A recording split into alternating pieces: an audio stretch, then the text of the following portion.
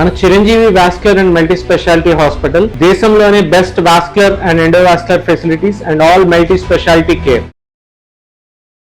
Suman TV ప్రేక్షకులకు నమస్కారం. July 21 నుంచి 31వ తారీఖు వరకు ధనస్సు రాశి వారికి ఎలా ఉండబోతుంది, రాశి ఉన్న పరిహారాల గురించి తెలియజేయడానికి ప్రస్తుతం మనతో పాటు ఉన్నారు ఆస్ట్రో యోగం నిర్వాహకులు, ప్రముఖ జ్యోతిష్యులు బ్రహ్మశ్రీ నందిబట్ల శ్రీహరి శర్మ గురుగారు. వారితో మాట్లాడతాం. గురుగారు నమస్కారం. గురుగారు, వాగర్థావివ సంపృక్తౌ వాగర్థ ప్రతిపత్తయే జగతః పితరౌ వందే పార్వతీ పరమేశ్వరౌ. ఆదిత్యాయ చ సోమాయ మంగళాయ బుధాయ చ గురు శుక్ర శనిభ్యశ్చ రాహవే కేతవే నమః. శృంగేరి జగద్గురు పీఠాధిపతులకి, కంచి పీఠాధిపతులకి నమస్కారములు తెలియజేసుకుంటూ కార్యక్రమాన్ని ప్రారంభిద్దాం. గురుగారు, మరి ఎలా ఉండబోతుంది జూలై 21 నుంచి 31వ తారీఖు వరకు ధనస్సు రాశి వారికి గ్రహ సంచారంలో ఏం మార్పులు రాబోతున్నాయి? అంటే మనకు ఈ జూన్ నెలలో గురుడు కర్కాటక రాశిలోకి మారాడు. మారిన తర్వాత కొంత ఇబ్బందికర పరిస్థితులు అనేటువంటివి ఈ యొక్క ధనుస్సు రాశి వారికి ఏర్పడ్డాయి. ఏ రకంగా ధనము బాగా ఖర్చు అవుతుండడం, ఏ పనులు అనుకున్నా బ్రేక్స్ అవుతూ ఉండడము, దైవానుగ్రహం లేకపోవడం, పెద్దల సహాయ సహకారాలు రాకపోవడం, ఈ పని అయిపోతుందన్న సమయానికి ఏదో ఒక ఆటంకాలు వచ్చి ఎక్స్టెండ్ అవుతుండడం, ఇలా పలు రకాల సమస్యలతో విద్యార్థులు కానీ ఇలా చాలామంది వృత్తి ఉద్యోగ వ్యాపార పరంగా ఇబ్బందులు పడ్డారు. అయితే వీటన్నిటికీ చెక్ పెట్టే విధంగా 27వ తారీఖు రోజున శని వక్రీకరించినటువంటి స్థితిగతుల చేత కొంత మార్పు. ఎందుకంటే ధనుసు రాశి వారికి అర్ధాష్టమ శని దోష ప్రభావం ఉంది. స్థితి ప్రకారం చూసుకున్నా 4వ స్థానంలో సంచారం చేస్తున్నాడు, కానీ వక్రీకరించినటువంటి ఫలితం చేత కుంభరాశిలో ఉండే ఫలితాల్ని కూడా అందిస్తాడు. కాబట్టి ఏం జరుగుతుంది, ఈ యొక్క ధనుసు రాశిలో జన్మించిన వాళ్ళకి కొంత పాజిటివ్ వైబ్ అనేది వస్తుంది. అనుకున్న పనులు ముందుకు సాగుతుండడము, నూతన పరిచయాలు కలగడం, జీవితంలో కొత్త కొత్త మార్గాలు అన్వేషించడం, అలాగే ఏ పని చేయాలన్నా ఎదుటి వాళ్ళ సహాయ సహకారాలు సంపూర్ణంగా రావడము. ఇప్పటి వరకు వితెళ్ళలో అంటే ఒకవైపు పెట్టినటువంటి డాక్యుమెంట్స్ కానీ శాంక్షన్స్ కోసం ఎదురు చూస్తున్నవి అన్ని కూడా మళ్ళీ తిరిగి శాంక్షన్ అవ్వడము, ఇలా మంచి జరిగేటువంటి అవకాశం ఈ ధనుసు రాశి వారికి శని ప్రభావంలో మారబోతుంది.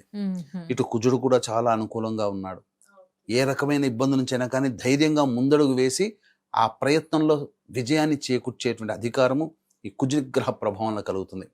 కాకపోతే ఉద్యోగస్తులు కొత్త ఉద్యోగాల వేటకి ఇప్పుడు సమయం మంచిది కాదు. నిరుద్యోగస్తులు ఆల్రెడీ ఏదైనా మంచి ఉద్యోగం కోసం ఎదురు చూస్తుంటుంటారు కదా, కానీ వచ్చిన ఉద్యోగాన్ని కాదనకుండా చేసుకొని సమయం మంచిగా ఉన్నప్పుడు అప్పుడు ఉద్యోగ ప్రయత్నాలు చేస్తే ఖచ్చితంగా విజయాన్ని పొందుతారని చెప్పవచ్చు.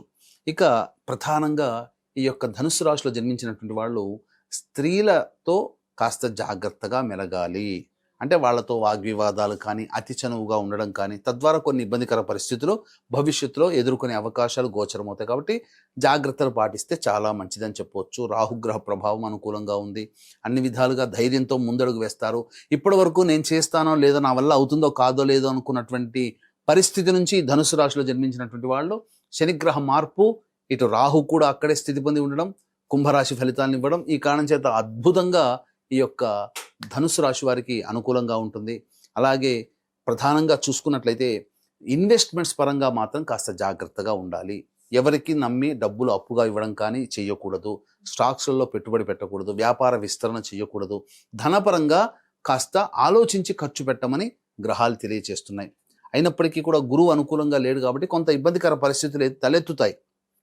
కానీ ఇంతకు ముందు కన్నా కూడా ఇప్పుడు కాస్త మెరుగైనటువంటి పరిస్థితిలో ఈ ధనుసు రాశి వాళ్ళు ఉంటారు. అర్ధాష్టమ శని ప్రభావం నుంచి కొంతమేర బయటపడి కొంత ఆనందకరమైనటువంటి జీవితాన్ని, కొంత వెసులుబాటుతో సుఖమైనటువంటి జీవితాన్ని పొందుతారు. విద్యార్థులకి ప్రధానంగా కాస్త బాగా కష్టపడితే అనుకున్నటువంటి కళాశాలలో లభించే అవకాశం ఉంటుంది. కాబట్టి ఓర్పుకి ఇక్కడ పరీక్షగా ఉంటుంది. వివాహం కావాల్సినటువంటి అబ్బాయిలకి అమ్మాయిలకి వివాహ సంబంధాలు కుదరడం, సత్సంతానానికి యోగ్య సూచికగా మనకు గ్రహాలు అనుకూలంగా ఉండడం అనేది చక్కగా చెప్పవచ్చమ్మా. మరి ఎలా ఉండబోతుంది వ్యయ ఆదాయాలు, అలాగే చూసుకుంటే మానసిక పరిస్థితి 21 నుంచి 31 వరకు?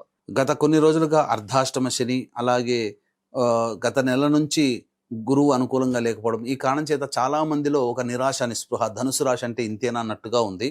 అయితే చాలా మందికి సొంత ఇల్లు కట్టుకోవాలనే కోరిక, అలాగే వ్యాపార అభివృద్ధి ఉండాలి, ఉద్యోగంలో పైకి రావాలి, మంచి స్థాయికి ఎదగాలి, ధనపరంగా అన్ని సమస్యలు తీరి ఆనందకరమైన జీవితాన్ని పొందాలి. అలాగే ఇంకా గమనించుకున్నట్లయితే కోర్టు వ్యవహారాలు, ప్రయోగ బాధలు వీటన్నిటి నుంచి కూడాను మనకు ఫేవరబుల్గా ఉండాలి, ప్రయోగ బాధ నుంచి బయటపడాలి, నరదృష్టి, నరఘోష, ముఖ్యంగా ఈ సంబంధించినటువంటి సొంత ఇంటి కళ నెరవేరడం కోసం చాలామంది అనేక విధాలుగా ప్రయత్నాలు చేస్తుంటుంటారు. కాబట్టి ఈ ప్రయత్నాల్లో వాళ్ళందరికీ కూడాను మంచి జరగాలి. అలాగే ఇప్పుడు 27వ తారీఖు రోజున శని మారుతున్నాడు కాబట్టి అప్పుడు ఆకస్మికంగా యోగం అనేటువంటిది కలుగుతుంది. కాబట్టి ఏం జరుగుతుంది, కాస్త 12 రాశుల్లో జన్మించినటువంటి వారికి కొంత జర్క్స్ అనేటువంటివి కలుగుతాయి. అంటే కొంత మార్పులు, ఊహించని విధంగా మార్పులు అనేటువంటివి కలుగుతాయి.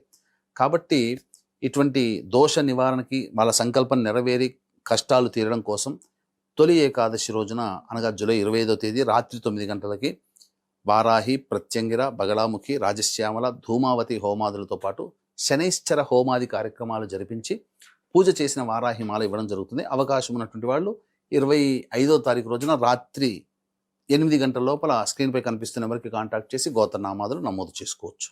అలాగే రోజువారీ కార్యక్రమాలు కనుక చూసుకున్నట్లయితే 21, 22, 23 ఈ తేదీలలో అన్ని విధాలుగా యోగదాయకంగా ఉంటుంది. ధన ప్రవాహం చాలా చక్కగా ఉంటుంది.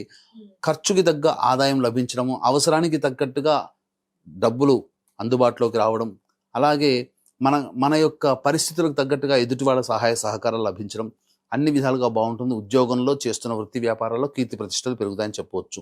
ఇక 24, 25, 26 ఈ తేదీలలో అనవసరమైన ప్రయాణాలు చేయాల్సి వస్తుంది. ఖర్చులు కూడా అధికంగా ఉంటాయి. నిద్ర పట్టకపోవడము, మానసిక ప్రశాంతత లోపించి ఇబ్బందులు పడుతూ ఉండడం అనేటువంటిది ఉంటుంది. ఇక 27, 28 ఈ తేదీల్లో పాత మిత్రులను కలుసుకుంటారు. సుఖంగా, ఆనందంగా జీవించగలుగుతారు. అన్ని రకాల సమస్యల నుంచి బయటపడి కాస్త ప్రశాంతంగా జీవిస్తారని చెప్పవచ్చు. అలాగే 29, 30, 31 ఈ తేదీల్లో చూస్తే కుటుంబ సభ్యులతో వాగ్వివాదాలు పెరుగుతాయి. అలాగే మానసికమైనటువంటి ఆందోళన అధికంగా ఉంటుంది. ఏ పని చేయాలన్నా చికాగ్గా ఉంటుంది. ధనము కూడా ఖర్చు అధికంగా ఉంటుంది.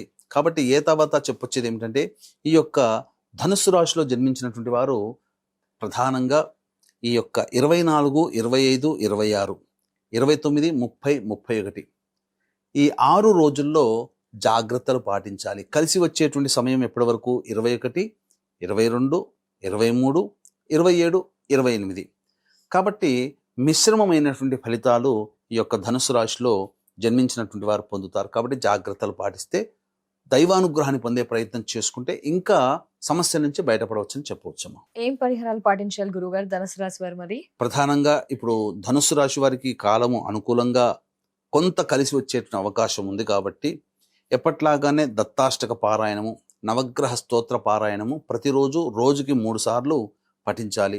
ఇక వీలు కుదిరినప్పుడల్లా నారాయణుని యొక్క దేవాలయానికి చేరుకొని ఆ స్వామికి అర్చన జరిపించుకుంటే, లేదా మన మారేడు దళాల మాల ఆ స్వామికి సమర్పిస్తే చాలా మటుకు సమస్యలు అనేటువంటివి మన దాకా రాకుండా, ఇబ్బంది పెట్టకుండా తగ్గుముఖం పడతాయి.